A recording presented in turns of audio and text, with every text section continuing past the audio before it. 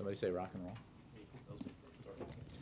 It has been assessed by our intelligence community with varying degrees of confidence that the Syrian regime has used chemical weapons on a small scale in Syria, specifically the chemical agent sarin.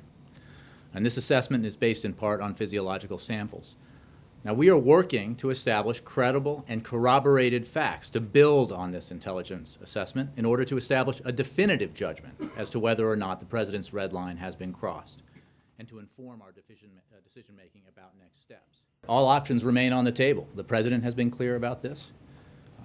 I have, as you noted, and that remains the case. I'm not going to speculate about what action we might take should we firmly establish that the red line has been crossed, but it is absolutely the case that all options remain on the table.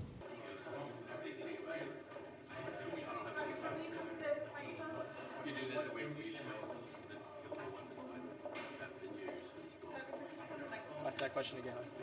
CNN, is that you CNN? Where's Fox? I was supposed to go on. But I would think at this time, with all the other issues that we have, and we want to do everything we can to avoid putting boots on the ground. We have unique resources that no other countries have, and then we can work with the other countries as a team to try to do what we need to do as it relates especially to the issue of chemical weapons. Okay. Happy Friday. Welcome to the State Department. Well, if the regime has nothing to hide, they should let the UN investigators in immediately so we can get to the bottom of this. As we said yesterday, we're working to establish credible and corroborated facts to build on this intelligence assessment in order to establish a definitive judgment as to whether or not the President's red line has been crossed. So,